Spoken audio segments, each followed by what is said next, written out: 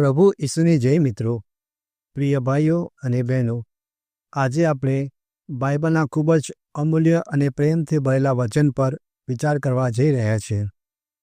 આ વચન આપણને શીખવે છે કે કેવી રીતે આપણે જીવનભર પરમેશ્વરની જ્ઞાનની સાધના કરતા રહેવું જોઈએ. જેમ પિતા પોતાના સંતાનોને પ્રેમથી માર્ગદર્શન આપે છે, તેમ આ વચનમાં પણ પરમેશ્વર આપણને પ્રેમથી સમજાવે છે. ચાલો આજના પવિત્ર વચન દ્વારા સમજીએ કે કેવી રીતે આપ ઈશ્વરની ઈચ્છા મુજબનું જીવન જીવી શકીએ.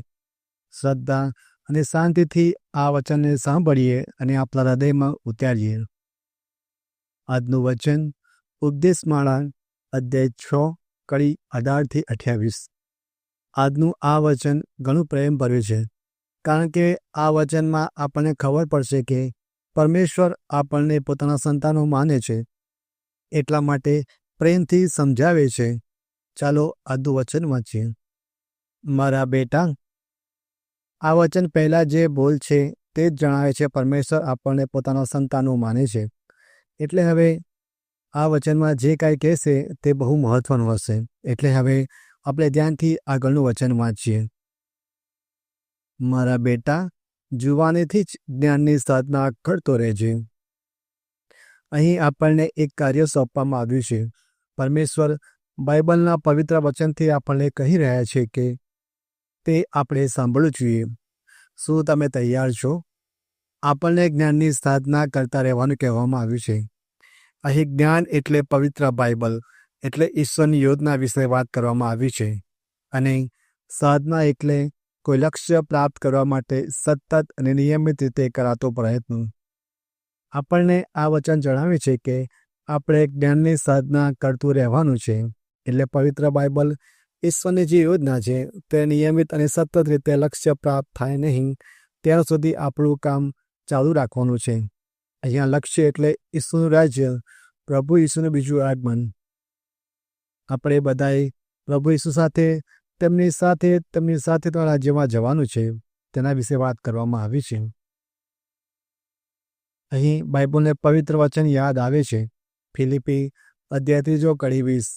પણ આપણું તો મૂળ વતન સ્વર્ગ છે, અને ત્યાંથી આપણા ઉદ્ધારક પ્રભુ ઈસુ ખ્રિસ્તના આગમનની રાહ જોઈએ છે. આ જ આપણું લક્ષ્ય છે. વચનને આગળ વાંચીએ તો વાળ ધોળા થતાં સુધી તને તે મળ્યા કરશે. આ વચનમાં આપણને એક કાર્ય સોંપવામાં આવ્યું હતું, ને તે ક્યાં સુધી કરવાનું છે તે પણ જણાવવામાં આવ્યું છે. વાળ ધોળા થતાં સુધી એટલે આપણે આખું જીવન જ્યાં સુધી જીવીએ ત્યાં સુધી આ કાર્ય કરવાનું છે. આવું કેમ કહેવામાં આવ્યું છે? કેમ કે આપણે પહેલાંથી તૈયાર થઈ શકીએ અને આપણે જે કામ કરવામાં કોઈ રૂકાવટ ન આવે. એટલા માટે આ વચન વાંચવું જરૂરી છે, પણ સાથે સાથે સાંભળવું પણ જરૂરી છે. તેથી આપણને પૂરી રીતે તેની ઊંડાઈ ખબર પડી શકે. હવે આગળ વચન વાંચીએ. ખેડ કરનારને વાવનારની જેમ તેને સેવજે, અને તેની મબલક ફસલ માટે રાહ જોજે. જેમ ખેડૂત ખેતરમાં ખેતી કરે છે, તેમ આપણે પણ આપણાને જે કાર્ય સોંપવામાં આવ્યું છે તે પ્રમાણે કરવાનું છે. જેમ ખેડૂત તેની જમીનમાં એક એક બીજ વાવીને તેને રોપીને દેખરેખ રાખે છે અને સમયે તેને પાણી અને બીજું બધું આપે છે, તેમ આપણે પણ આપણને જે કાર્ય સોંપવામાં આવ્યું છે તે કરવાનું છે. ને આપણે જ્યારે આ કામ કરીએ ત્યારે અને આપણને પણ આપણો બદલો જરૂર મળશે. આ પવિત્ર બાઇબલ આપણે 100%ની ગેરંટી આપે છે. તો પછી આપણે આજથી બીજી બધી બાબતોને જીવનમાં સાઈડમાં કરી દેવી જોઈએ ને માત્ર પ્રભુ ઈસુ તરફ તેમને કેન્દ્રસ્થાન રાખીને આગળ વધવું જોઈએ, અને આપણા જીવનમાં સૌથી ઉપર પ્રભુ ઈસુને રાખવા જોઈએ. આગળ વચન વાંચીએ. કારણ એની સેવામાં તારે થોડી વાર મહેનત કરવી પડશે, પણ થોડી જ વારમાં તને તેના ફળ ચાખવા મળશે. આગળ આપણે વચનમાં જોયું તેમ આપણને કામ સોંપવામાં આવ્યું હતું, ત્યાં ક્યાં સુધી કરવાનું છે તે કહેવામાં આવ્યું હતું, અને તે કરવાથી આપણે શું મળશે તે જાણવામાં આવ્યું હતું. હવે આપણને આ વચનમાં જોયું તો કહેવામાં આવે છે આપણે થોડી વાર મહેનત કરવી પડશે. પરમેશ્વરના કામમાં આપણે થોડી મહેનત કરવી પડશે તેમ જણાવવામાં આવ્યું છે. પણ સાથે સાથે આપણા પરિશ્રમ ફળ આપણને મળશે તે પણ જણાવવામાં આવ્યું છે. પરમેશ્વરની યોજના કેટલી સરસ કહેવાય કે આપણને કામ સોંપ્યું, આપણે તે કામ કોઈ પણ કશું મળ્યા વગર કરવા માટે તૈયાર છીએ, પણ પ્રભુ કહે છે કે તમને તેનું ફળ જરૂર આપીશ. આપણે જે કંઈ કરીશું આપણા પ્રભુ ઈસુ તેને એક એક વાતનો બદલો આપણને આપશે. હવે આપણે કોઈ ચિંતા કરવાની જરૂર રહી જ નહીં. આગળ વચનને વાંચીએ. જે અજ્ઞાની છે તેને એ સાધના કેવી કઠોર લાગે છે, જડશું એમાં જાજુ ટકી શકતો નથી. આપણે જે જીવન જીવીએ છીએ તે બધા કામમાંથી આપણું મનને પરમેશ્વરના કામમાં રાખવું તે વધારે કઠિન છે. તો આ કામમાં કોણ ટકી શકતું નથી તેના વિશે વાત કરવામાં આવી છે. જડશું એટલે મૂર્ખ, અજ્ઞાન અથવા બુદ્ધિહીન તરીકે થાય છે. એટલે કે જે વ્યક્તિ સમજણમાં ધીમી હોય કે વિચાર શક્તિ ઓછી હોય. આ વચનમાં આપણે જણાવવામાં આવે છે કે આપણે કેવા ન બનીએ. જો આપણે એવા બનીશું તો આપણે પ્રભુ ઈસુની જે જ્ઞાનની સાધના છે તે કરી શકવાના નથી અને આપણે આ કામમાં ટકી શકીશું નહીં. એટલે આપણે ઈશ્વરને પ્રાર્થના કરીએ કે આપણને આવા વ્યક્તિત્વ ના જ બનાવે. આગળ વચન વાંચીએ. ભારે શિલાની જેમ તે તેને કચડી નાખે છે અને થોડી જ વારમાં તે તેને ભગાવી દે છે. અહીં જડસુ વ્યક્તિ વિશે વાત કરવામાં આવી છે. આ વ્યક્તિ તેને જ્ઞાન ન હોવાથી તે પ્રભુના કામને મહત્ત્વ આપી શકતો નથી, તેની કદર કરી શકતો નથી. ખરેખર જે મહત્ત્વ છે, જે હકીકત છે તેને જાણી શકતો નથી. તેથી તે તેને અપનાવી પણ શકતો નથી અને ત્યાંથી તે દૂર થઈ જાય છે. આગળ વચનને વાંચીએ. કારણ જ્ઞાન સાધના આખરે જ્ઞાન સાધના છે તે ઘણા ઓછાથી સિદ્ધ થાય છે. આ વચન જણાવે છે કે જેમ પરમેશ્વર મહત્ત્વ છે તેમ તેમના જો વિશ્વમાં કોઈ છે નહીં બીજું, તેમ તેની સાધના પણ તેમના જેવી જ છે. તેને ઓછા લોકો સિદ્ધ કરે છે. આપણે તો ઈશ્વરને પ્રાર્થના કરવી જોઈએ કે ગમે તે થાય પણ આપણે એમના લાયક બનાવે, આપણા જીવનમાં આપણી નહીં પણ તેમની યોજના પૂરી કરે. આગળ વચન વાંચીએ. મારા બેટા સાંભળ અને મારી શિખામણ માન, મારી સલાહની ઉપેક્ષા ન કરીશ. આ વચનમાં કેટલા પ્રેમથી પરમેશ્વર આપણને કહે છે કે સાંભળ.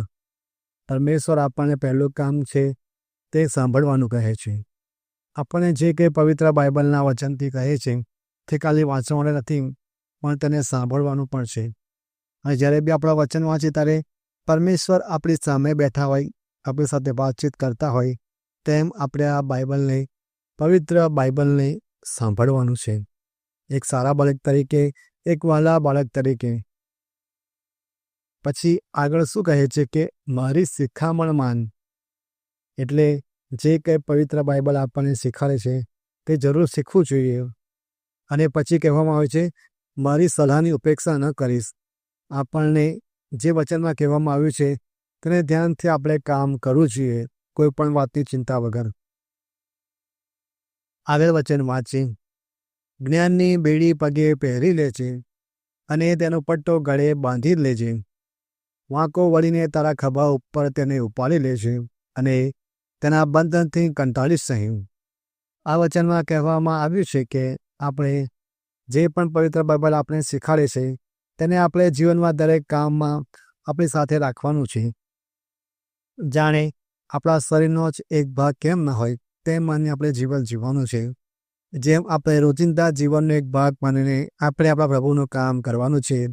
એકનું એક કામ લાંબા સમય કરવાથી આપણને કંટાળો પણ આવશે, પણ પરમેશ્વર આપણને કહે છે કે કંટાળીશ નહીં. આપણે આ કામ આનંદથી અને ખુશ થઈને કરવાનું છે. આગળ વચન વાંચીએ. પૂરા દિલથી તેનો સંગ શોધજે અને પૂરી શક્તિથી તેને માર્ગે ચાલજે. આ વચનમાં કહેવામાં આવ્યું છે કે આપણે જે કામ સોંપવામાં આવ્યું છે તેને પૂરું કરવા માટે પણ કોઈ જાતની કમી રાખવાની નથી. પૂરા દિલથી તેને કરવાનું છે. તેનો સંગ શોધવાનું કહેવામાં આવ્યું છે. આપણા જીવનમાં દરેક કામમાં પરમેશ્વર યોજના પૂરી થાય અને તે પૂરી કરવા માટે આપણે પરમેશ્વરનું કામ નહીં પણ આપણું કામ સમજીને, આપણે એક જવાબદારી સમજીને, આપણા જો લક્ષ્ય સમજીને એ કામ કરવાનું છે. પૂરી તાકાતથી, પૂરા જોશથી, પૂરા તન મન લગાવીને આપણે આ કામ કરવાનું છે. આપણને આ જ માર્ગ પર ચાલવાનું કહેવામાં આવ્યું છે. હવે પરમેશ્વર અલા પ્રેમથી સમજાવે છે તો આપણે કંઈ પણ વિચાર્યા વગર તેમના કામમાં લાગી જવું જોઈએ. આજથી અને હમણાંથી જ. હું પછી કરીશ કે કાલથી કરીશ કે હું હમણાં તૈયાર નથી, આની માટે મારે વિચાર કરવો પડશે. તો આ બધા જે વિચાર આવે શૈતાનના વિચાર છે. એટલે આપણે આજથી જ અને હમણાંથી શરૂઆત કરવી જોઈએ પ્રભુના આ કામથી. આગળ વચન વાંચે તેની પાછળ પાછળ જઈ તેને મેળવવા મત જઈ, એટલે તે તારી આગળ પ્રગટ થશે અને એકવાર તારા હાથમાં આવે એટલે તને છોડીશ નહીં.